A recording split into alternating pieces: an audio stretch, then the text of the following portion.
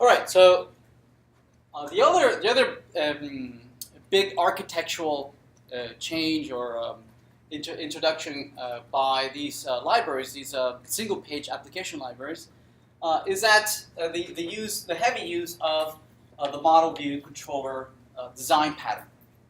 Okay? So MVC is one of several design patterns. It's an architectural design pattern. So design patterns in general are standards, practices that industries have accumulated over several years. And every different industry has different design patterns, right? The chemistry industry has its own design patterns. Mechanical engineering has its own design patterns. It's things that the community of these industries have acquired over many years of practicing and have identified things that are recurring, problems that are recurring over and over in their industry, right? And over many years of experience, they identify things that work and things that don't work, right? And they document them so that future generations don't have to reinvent the wheel. Yes, and so that folks in future generations can read what others before them, if they encounter similar problems from previous years, and they can look at what worked and what hasn't worked, right? So we call design patterns those things that do work, and designs anti-patterns the things that don't work, right? So we try to apply the patterns and try to avoid the anti-patterns, right? The things that we know that don't work, right? And so one of them is MVC. MVC is a design pattern that has been around for quite a while, and has for several decades especially on the server side web services, dynamic web applications, right? J2EE and .NET have been using these design patterns for quite a while. And they're geared towards dealing with complexity, right? As projects grow, right? We humans need to find some buckets to be able to categorize things and try to make sense out of the madness, right? When it starts becoming too hard to think about things, right? We try to break it up into smaller pieces so we can think about it independently. Yes? So model view control is a design pattern that became very popular when Java and J2EE started using it quite often, quite a bit.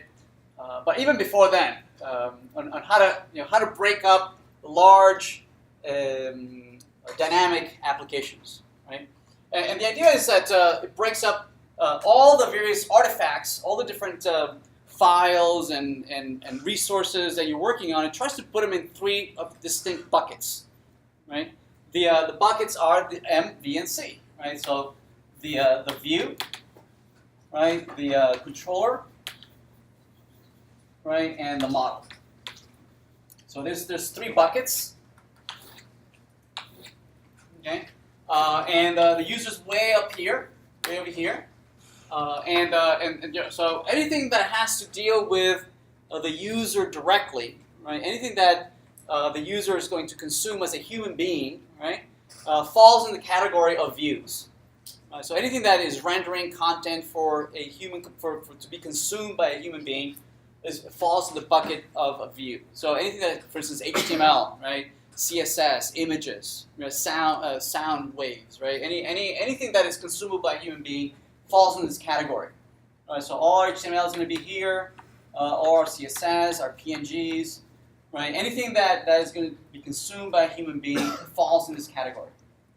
Okay, and it has its own concerns, right? It has its own challenges, right? And this pattern, this MVC pattern, is really part of a larger pattern, right, or a larger strategy called division of concern. Right, we try to isolate the concerns so that the concerns of handling, of generating content for human beings are one type of concern that has very little to do on how things are stored in the database.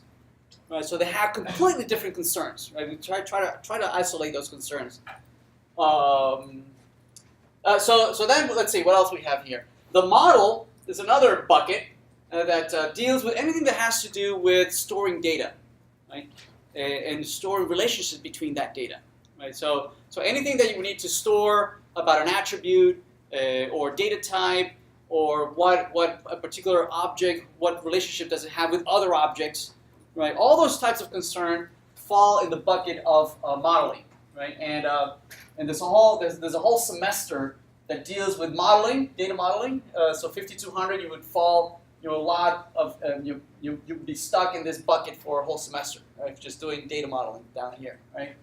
So you would create several class diagrams and say how they're related. There's one-to-many relationship between these two, and there's a mapping table between this, a mapping table, and say that there's, for every user has a playlist, and that playlist can contain many songs.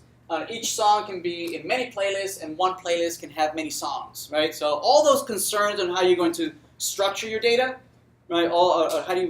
What attributes do you want to capture? The title, the duration, the author, the genre. So all those attributes, all those concerns. How are you going to store that? And that some data types some are dates, some are numbers, strings, arrays, enumerated data types. All those concerns fall under this bucket. Okay, and a good pattern to follow here is that the model shouldn't know anything about how this is eventually rendered, and the rendering shouldn't know anything about how this is stored. Right. So there's a wall between these two, right, that divides these two concerns. Right. So because the same piece of data might be rendered in many different ways, right? If you have three pieces of data, maybe X, Y, and Z, and they're capturing values 2, 3, and 4, one view might be to render it maybe as a pie chart, right? Or you might decide that to render it as a graph, or you might decide to render it as a bar. Yes? Same data modeling, yes? But it is completely unaware, and it should not have to deal with how eventually is going to be rendered. Rendering could be changed over time, right? And decide to render it one way or another way, yes? So the rendering concerns are completely different from the concerns on how you're going to store it. Make sense? Right?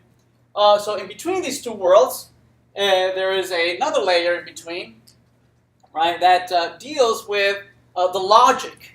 Of what should happen when, right? And that's where the controller fits in, right? It's the logic of interpreting, right, various user actions, right? As the user interacts with a view, right, the user generates a stream of events, right? They click here, they drag, they add things to the cart, they remove things, they change quantities, they add a song to the playlist. All the collection of events, right, that a user can generate need to be handled by some logic, right? So this controller is responsible to handle all the events, the stream of events that are generated by the user as they interact with the view. Make sense? The view is not going to handle it. The view's responsibility is only to look pretty. Right, to provide the layout and display the data for user consumption, but as the user clicks and drags and manipulates the view does not have the responsibility of handling it. Right? Instead, it delegates that to the controller. It says, "Hey, controller, the user just clicked this button. I don't know what to do with it. You handle it." Right? So it passes this event over to the controller. The controller's responsibility is to know what should happen when, right? And it won't actually do the work. Instead, it knows who handles that work. It says, "Ooh, they want to add an item to a shopping cart. Okay, I can handle that, right? I know who does that. I'm going to go out to the model and say, hey, model, here's a new item, right? That they've added to the cart, and the model will say, thank you." It will update the model, right? It will create a new instance of an item. It'll add it, relationship to the cart, It'll come back saying, "Oh, there it is. I've done it. Right? I've added the item to the cart." And the controller says, "Oh, thank you. I'll tell the view to re-render, re-update itself." Yes. Right? So the controller is responsible for handling the events, right? Telling the model what it needs to do to update itself. The controller itself doesn't manipulate the model. The model has its own API, right? It calls the API so that the model updates itself, and the model responds with data, and to the controller, and the controller provides data back to the view so that the view can then render itself. Yes? Everybody okay? Right. So this is called the model view controller pattern. Many of today's JavaScript libraries, single page application libraries follow this pattern. They did not invent this pattern. It has been around for quite a while, even before SPAs. Right? Certainly in server-side rendering has been there for quite a while. So you'll notice, a lot of those ideas that have been around for a couple of decades are making their way to the single-page application libraries. Right? So they're rehashed ideas that have been around for a while, but now they're being applied on the browser side. Okay. So if you're talking to somebody who's been doing server-side rendering, this is nothing new, right? And they'll oftentimes say this, and in a very condescending way. It says, "Oh, that's nothing new," but definitely we're applying old ideas to new problems. All right, everybody okay? And basically, the only reason we're using these design patterns is to deal with the complexity, right? If you're doing some throwaway prototype, a proof of concept, you won't bother using these design patterns, right? These are only applicable in to mid-size to large-size projects, right? Hopefully, the type of project that you're going to end up working on in industry, right? Where there's several teams, right? Many teams working on the same product, and we need these kinds of techniques to break up the chaos, right? To deal with the chaos.